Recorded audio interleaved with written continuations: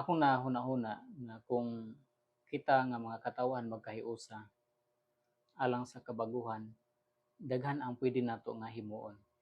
So usa ni ana atong sabutan, atong hiusahon ang ato ang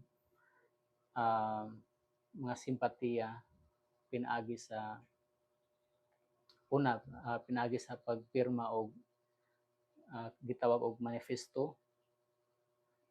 So sa akong hunahuna, mo ni siya ang pinaka epektibo og han-ay ug kanang hapsay nga pamaagi.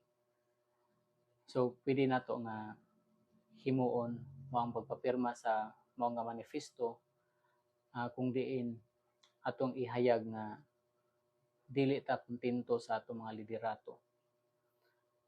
So kung makuha nato ang majority nga suporta sa